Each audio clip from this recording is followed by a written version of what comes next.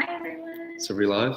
We're live. Well, honestly, don't know how this works. So welcome to Backstage at BizTown, presented by Deloitte, JP Morgan Chase, and Richards Bespoke.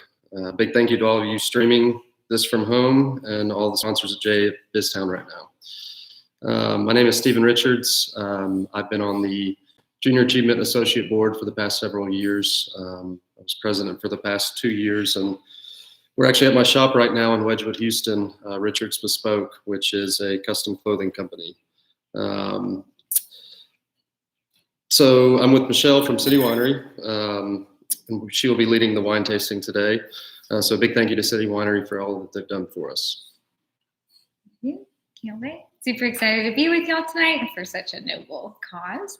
I have to force you to enjoy some wine tonight, so hopefully you're prepared. We've got 3 awesome selections. All of our wines at City Winery are made here in Nashville, which is something we're super proud of. So we're excited to get to share that with all of y'all tonight. We're going to quickly go over the process of tasting wine, how to talk about wine. It's going to be super easy, super fun, not snooty booty at all. So we are going to go from lightest to boldest for the benefit of our palate, starting with our Chardonnay. Feel free to taste at your whim. You don't have to do anything in a certain order. Just do what feels right. Just make sure you're not waiting for me to take a sip because we'll be doing a lot of talking. So when we taste wine, we're looking for 3 main senses. The first is going to be our sense of sight. So as we look at our glass of wine, we're looking for signs of aging, signs of clarity, lots of clarity in this wine, I think. And then we're also looking for a color, a distinction in the pigment. So for us, this Chardonnay is going to be nice and light, very clear and delicious looking, but it has a nice lemon hue. This is something we love. Cheers. Cheers. Cheers to everybody tonight. All right, this is a really fun Chardonnay. This comes to us from Carneros, California, which is right inside the Napa region. This has been done in oak barrels for over a year. And we actually did this with Sauvignon Blanc yeast so that we get a really nice bright feeling, not too heavy for a Chardonnay. Really lovely if we're doing soft cheeses, especially with a little bit of honey and maybe some apple slices. We don't have any snacks, so we're going to be hungry.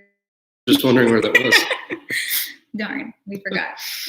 But this is a really fun wine. Great for the summertime. Great if you're doing anything baked or roasted. I'm going to make myself very hungry. I apologize, but a really nice.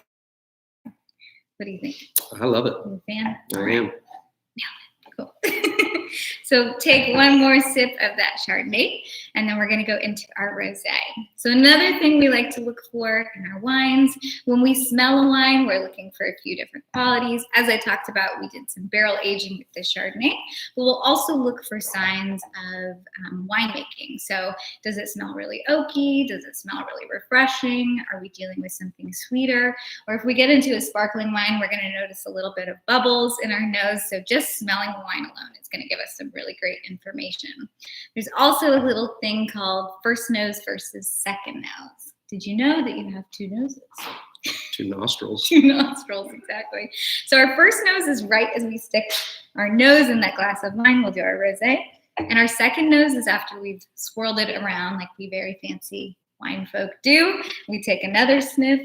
You'll notice it's a much bigger bouquet. It's much more expressive. We're getting a bigger picture of the wine itself. And another trick I like to give, if you open your mouth very slightly while you smell your wine, you'll start to connect your nasal palate to your mouth palate. It kind of introduces the wine to your mouth, which prepares you for the taste you're about to enjoy. And you can kind of form a greater opinion about the wine at that point, but most of all, we look really cool when we swirl our wine around. I'm just hoping I won't spill it. I gave you a little pour for that purpose. So this is our 2019 Rosé of Syrah. 100% Syrah grapes went into this. It's a really fun wine, especially with Southern barbecue. So I always love to point that out when we're doing a fun tasting of our Nashville wine. So go ahead and you don't have to wait for me. I feel so bad. He's so thirsty. So something we look for in a wine like this, a rosé that's nice and refreshing, is a sign of acidity. So acidity is that little bit of a pucker you get right in the back of your cheeks. makes your mouth water, always makes me feel like I'm going to drool after I drink this wine and start talking. But that gives us a little bit of balance. When we get into our red wines, we have tannins to give us a little bit of structure and balance. But with our white wines, we look for that acidity. It just gives us a little more structure so we can enjoy it with food, with lots of cheeses and delicious things like that. So that's something that I love about this rosé. Do you drink a lot of rosé? I'm going to be honest, I don't. But it's good. It's good, yeah.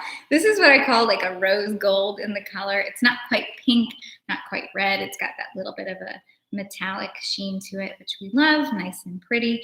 And this color on our rosé comes from skin contact. So this is coming from a red grape, but as soon as we get those grapes, we're processing them. We're starting that fermentation process on the skin, and then we press them. So we squeeze all the juice that we can out of those grapes, and that's what gives us this color. This color takes about 6 hours, but you can do 2 hours, you can do a couple days, and that will darken the color as you're fermenting the wine. So you can tell everyone you know about that. And again, I said this goes great with barbecue, but you can really start to introduce some cool grilled stuff with this as well. Anything with a little bit of char is going to go awesome with this wine. Awesome. Yes. So we'll move into our third wine. One more sip of that rosé. We'll get into our Grenache next. Have you heard of Grenache before? No. Not many people have. It's a really fun varietal. This comes to us from Mendocino County, California. Most of our grapes are going to come from California, Oregon, and Washington. We bring them here, we process them, turn them into delicious wines. But this is one of my favorite varietals. It's a little bit light for red. That's why I wanted to do it kind of going into summer. But it's got a lot of presence. Really fun, really bold, lots of spice. Dare I say the pumpkin spice latte of the wine world. It's got a lot of flavor, a little bit of kick. It's a real fun one.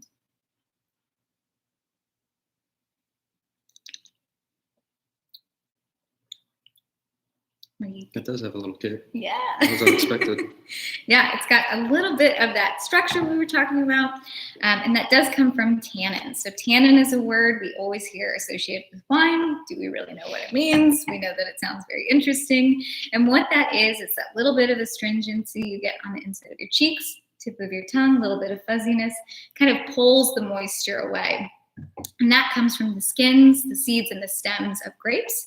So that fermentation process, we're extracting those flavors, those qualities, and that tannin is what's going to give us all that structure. It's almost like a skeleton holding together the fruit, the spice, all of that flavor, and just kind of lengthening it, giving it a little bit of protection as well. So tannin is going to let us age this wine for a little bit longer.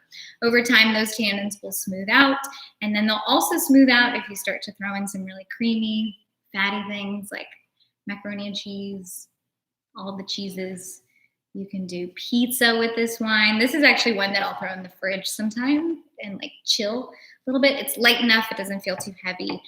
So I love this in the summertime. What do you think?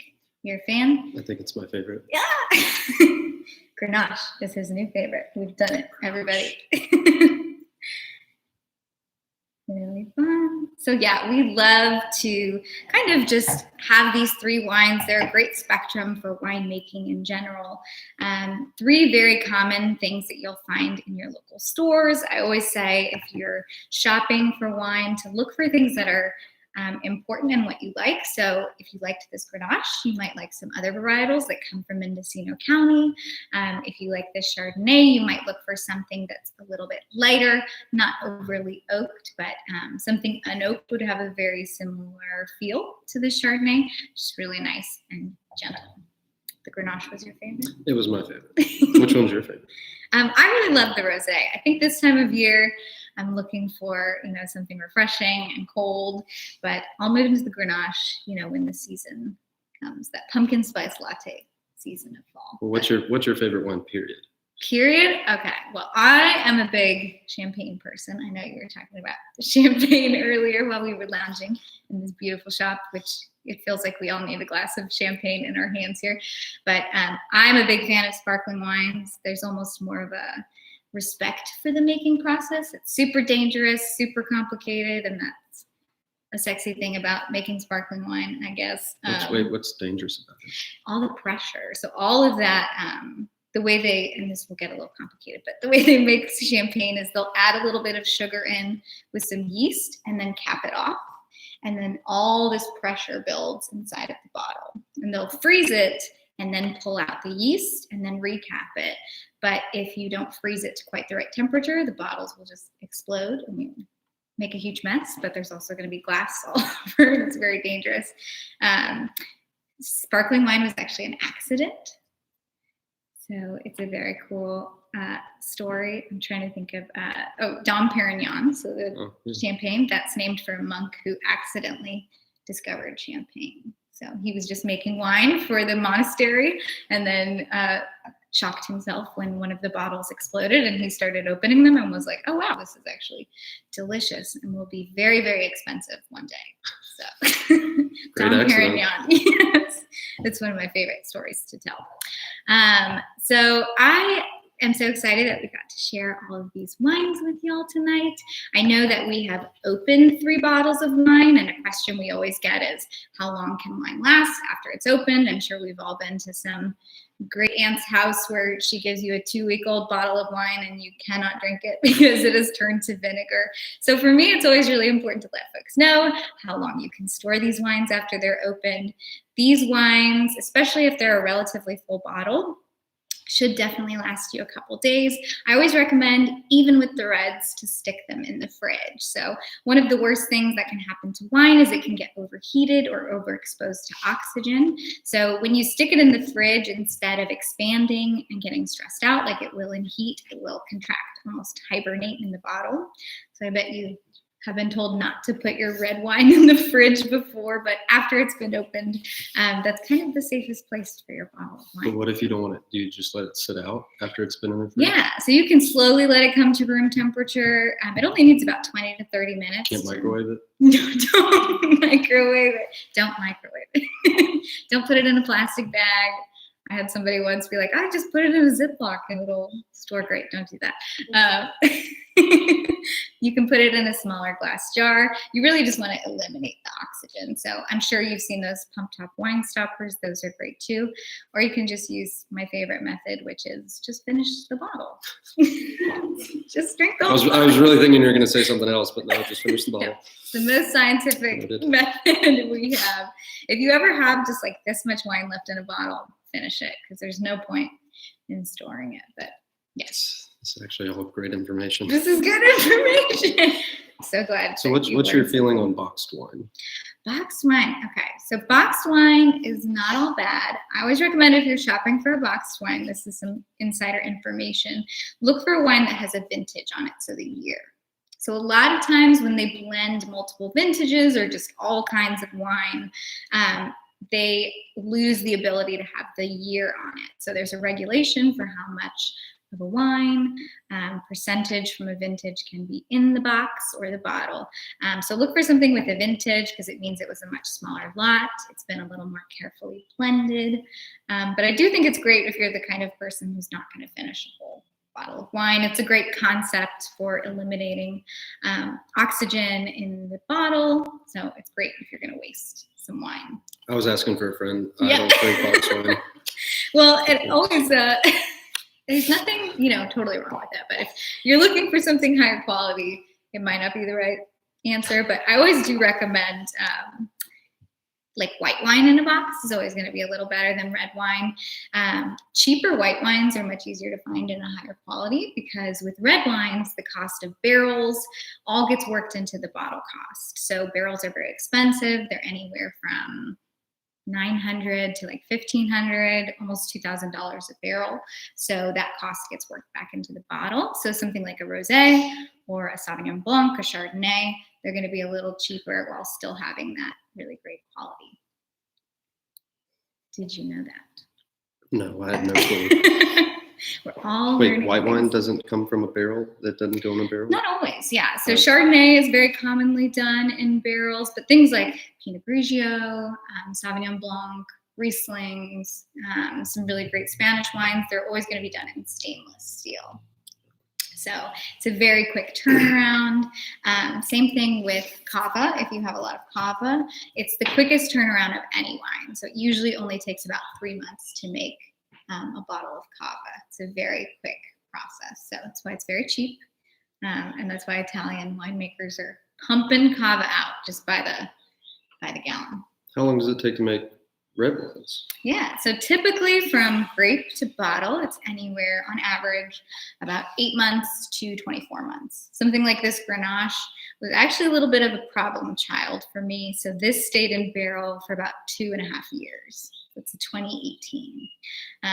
So it was a problem child. There's a lot of little things we can do with the wines. This one had a hard time with the color. When I got the crop in, it was almost Pepto-Bismol pink, which is not what you want your red wine to be. So we had to do a lot of finagling to get it darker. So we have a really, really dark varietal called Petite Syrah. It's like jet black almost. So we would dump those barrels and put the Grenache in, and just that little bit of time in those darker barrels would give it some darker color. So yes, it's very inside knowledge. I'm learning so much right now. It's fun stuff to learn about. That's what I love it's interesting. about wine. Yeah, It's very interesting. You get to drink while you do it. That's the fun part. Yes, always. So I have a question because you are the clothier master. How do you recommend getting a wine stain out of a beautiful suit like this? God forbid. I was about to say, kind of like you finish the bottle, just don't spill wine. Just don't spill. Should we wear like a poncho or? We actually have some fabrics that are stain resistant. So really? Or actually, no, it's not here. I have a suit that is. You can pour wine down it, nothing happens.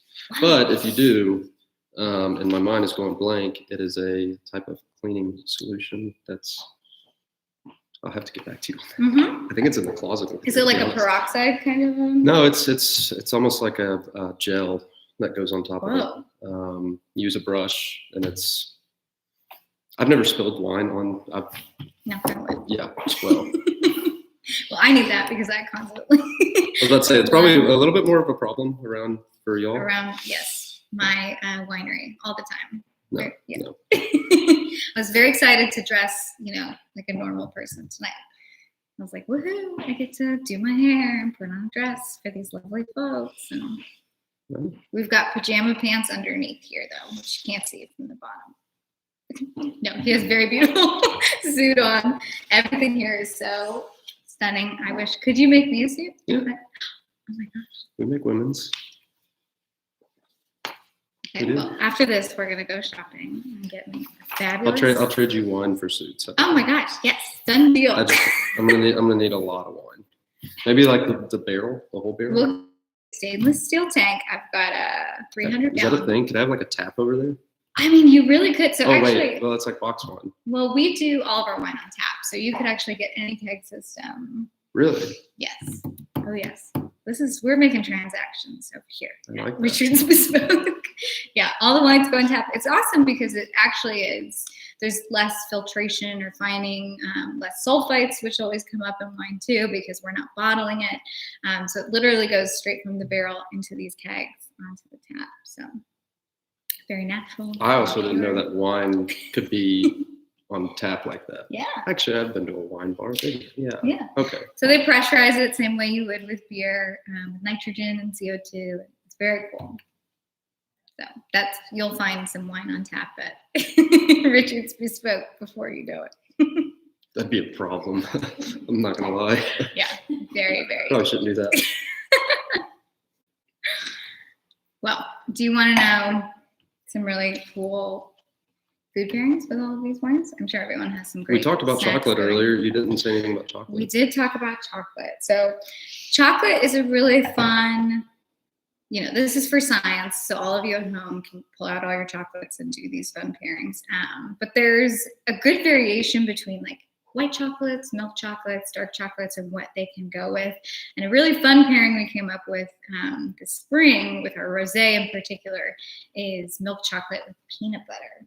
So, and I wish I had brought some with me.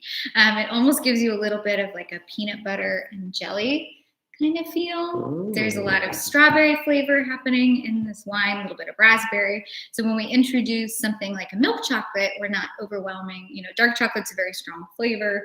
So milk chocolate is a little more subtle. And we bring some peanut butter in, which we love. And it gives you a little bit of a PB&J.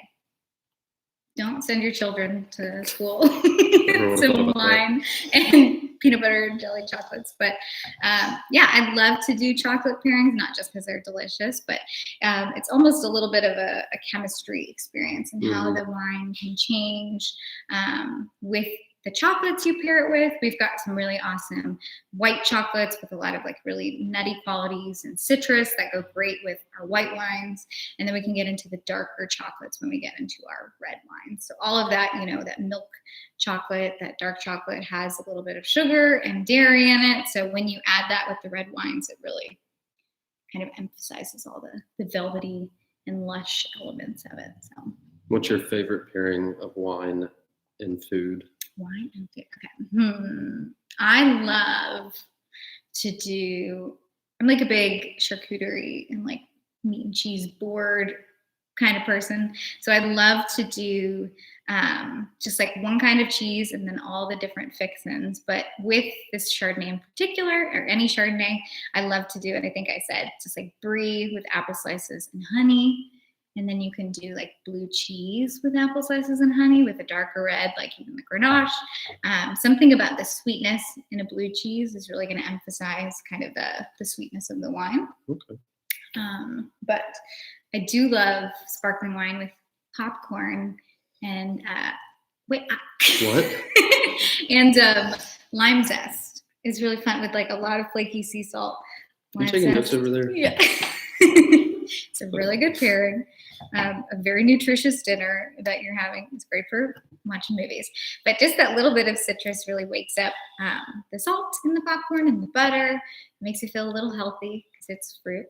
And then just brings out all of that really fun citrus in the wine itself. So that's the most random thing I've ever heard. Popcorn. Popcorn. All right. It's very pairable. Start doing that at movie theaters. Yeah, very boutique. We can get you a popcorn machine here. You can start. We're redoing this. This is about to get really expensive for me. How much does a barrel or a whatever? What did you call it? The big metal thing with the wine tank. in it? Tank. Oh, it's easy. Yeah. How much does that cost if you buy one? A big tank? It would probably run you. I mean, anywhere from like 10,000 to 30,000. But you can find them used for a little bit cheaper. But they're very expensive. I'll trade you a suit for one. Oh. I'll think about it. I'll think about it. The thing about wine, and they say this a lot. I'm from California, and I used to work at many wineries out there. And one owner of a winery that I worked at always used to say, you have to have money to make money in the wine industry. You can't just start with nothing because all of that equipment is so expensive.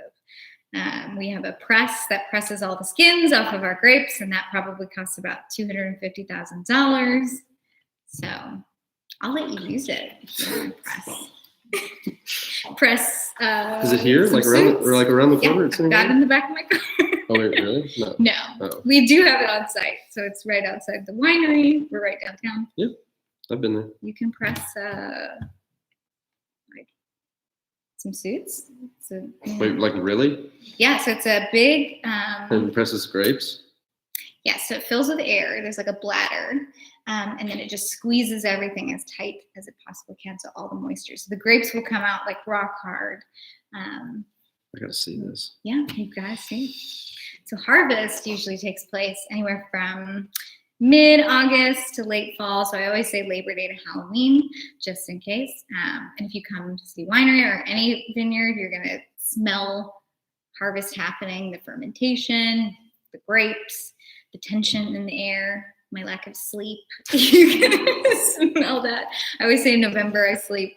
But it's a really cool time to kind of see everything happening. You can taste juice that's fermenting. It tastes exactly like apple juice or grape juice. And then it gets all that sugar turned into alcohol. So the amount of sugar that's in the grapes is how high your alcohol will be. Isn't that crazy? I need a pen. I need to write this I know. down. We'll have a conversation after. I'll tell you all the things, but I wish I could see everyone enjoying it. I hope everybody's enjoying it. I feel like we're just talking to each other. I've never We're done one having of a these great- before, so yeah. sorry. It's a great time. Most of the time it's just me and I don't have anybody to make jokes with, so Oh, well, I'm having a great time. Oh gosh. So what is your favorite wine to drink? Or actually I see you have quite the bourbon and whiskey and Scotch collection. yeah, my girlfriend and I, we drink a lot of wine, but it's not nice wine. Hence why I asked the question about the box. The box is totally fine. There's some great boxed wines coming out. It's an easy tamper-proof way to bring wine across the ocean as well. So you'll see a lot of like Australian, New Zealand, even like South African wineries. They have a lot of restrictions against what they can ship to the United States. So they need tamper-proof packaging. So it's very hard to tamper with a boxed wine because you'd know as soon as something happened to it.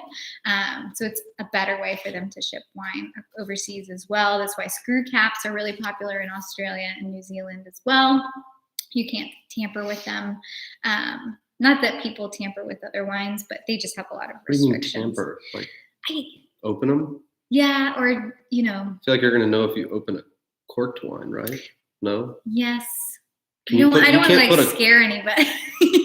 Just trying to But figure they out could how. just, with a cork, you can still make your way around it if you really wanted to forcibly mess with the wine. Why do you want to do that? I don't want to do it. Oh, Somebody okay. might. Someone in the ocean who wants to mess with huge tanks of wine. Oh, okay. Criminals. We don't want them to do that. But boxed wine and screw caps are a great way to. So I always thought Like screw that. caps were like the sign of a cheaper Out of that. wine. Yeah, it doesn't necessarily. I always say it's a sign of a wine you should drink ASAP.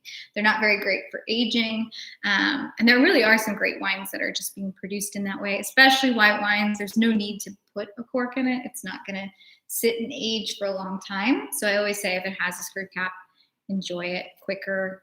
So if y'all have any screw caps in your home, tap into those this weekend. Finish them. Yeah, it's a little harder to age. And I always say be careful too. Most wines should be laid on their side, but with screw caps, you have to really watch Even it. after you open it? Not after you open it. Okay, correct. I did know Yeah. that, but I thought you were about to You're teach me paying something else. attention. And why do you do that so the cork doesn't dry out? Yes, exactly. So once I got the one right. cork starts to dry, it loses its integrity, and it won't be as watertight. So cork is, another thing you're always like, should I use regular corks or synthetic corks or rubber corks? What's the best way? And I think, 100% natural cork is always the preferred method, but there are still things that can go wrong with it. So there's a lot of other corks that are on the market now that have been kind of made from the DNA footprint of a regular cork. We use what's called a Diam 10 and a Vink cork, so they're guaranteed for 10 years. So we feel great putting that guarantee on our bottles of wine. If you do age them, they'll last you 10 years. And that little cork says Diam 10 or Vink. Everybody look at your corks. But that's just a guarantee that we like to provide with our bottles, provided you put them on their sides. That's the safest way. Well, I knew that about like whiskey and bourbon because I've stored them upright and then tried to open them and the cork cracks. Yes. But then I was So told sad. that if you can't do it on its side, to every once in a while. Just dampen them. Mm-hmm. Yeah. So that's the thing. Mm-hmm. Okay. Absolutely. And most of the time in our warehouses, all of our wine bottles are stored upside down. So that's kind of it seems scary to store them upside down, but all of the strength that's manufactured in our glass bottles is at the very bottom and the very top in the neck. So those are the strongest points. So a lot of times we'll like dump our glass and everybody's like, oh my God, it's slamming all over the place, but they can go through quite the beating. Not that you should throw your bottles around, but they're tough enough to hold that weight, which is cool. It's amazing. We get all of our glass from a producer in Italy We learned a couple years ago to never order glass in the summer because the Italians don't work in the summer. They take very long vacations in fall, which we always have a spring bottling and a fall bottling. So we order all of our glass in the spring because you can't get a hold of them in the fall. They like to, not siesta, fiesta, but in Italian. I went way over my head. So I want to know a little bit more about the shop. How long have you been here? This location, a little bit more than 3 years. That's great. Started the business about 5 years ago. Wow. Yeah. So this neighborhood, it's Growing very, very quickly. Yes. Which is a lot of fun. And I actually used to live here. That was my bedroom up there. What? These are like live-work units on the bottom. Yeah. And There's no longer a bedroom up there. There's no longer a beautiful a office. It used to be a big curtain, so you couldn't see it was my bedroom. These were designed as mixed use, which I guess I was one of the last ones to not be living and working. So now they're pretty much all commercial. But this neighborhood, it's fun to see it grow. I mean, it's a part of Nashville that 10 years ago you didn't really want to come to. Yeah. But yeah. Pretty cool. Yeah. I love it.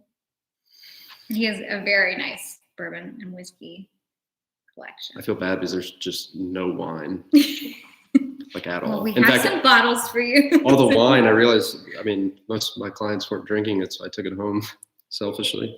Yes. I didn't store it on its side. Well, now you know. You can have some in the future. We gave you some bottles so you can Oh, yeah. enjoy that. Well, those are Everything probably we have. still going home with me. Yes. And then you can speak to all your friends and tell them about opening their mouth when they smell their wine. I tell any of my friends to open their mouth when they're smelling the wine. It's a great tip. It worked. As soon as I did, I was like, oh, whoa, that's Yeah. completely, It changes. yeah. It's great too for like coffee, cocktails, vermouth, anything, where you get that olfactory sense going. But, people will look at you a little strange. So. You got to practice doing it before you do it in Very public. Kind of like slowly. spinning it. I look like an idiot when I do it. I just, It all my takes- glasses are empty and yours are all full. I know. I've been talking. That's true. If you can talk and I'll. Or I'll drink yours and you talk. Mm-hmm. That's true. Well, is that about it? Yes. I don't know. We're having a good time. Yeah. I am so excited to get to share these wines with y'all. Please have fun with pairings and things. I'm like a huge advocate for a little bit of junk food with your wine. Spend a little more money on your wine and a little less on what you're nibbling on. So I love to do like barbecue potato chips with this Grenache is also awesome. If any of y'all have some barbecue potato chips in your home. I wanted like a full listing Of for these the pairings. strange pairings. Yeah. Yes, I'll make you a list, but just about anything can go with everything. I always say match the flavors. So if you're having something sweet, go with something sweet, or the opposite, something a little more spicy. So I love sweet wines with spicy foods. Something like this Chardonnay with some of the bright acidity is going to go awesome with anything you'd squeeze a lime on. So Mexican food, Thai food, same with the rosé. Just look for those similar flavors or the opposite. Follow your gut. Well, let's see where that leads me. Well, thank you so much, Yeah. everybody at Jay. We greatly appreciate it. Michelle, this has been incredible. Honestly, I've learned more about wine now than I have ever, and especially with what my pairings are going to look like here coming up. They're going to be fun. So there's going to be a short break where we're going to give everybody an opportunity to go over to Jay Biztown so you can hear the amazing songwriters that are coming out tonight. The link to the songwriters was sent to your email, but it is also in the comments section below. So go ahead and hit that if you need to. But thank you to everyone that's joined. And thank you, Michelle. Thank you. Bye, everybody. Bye.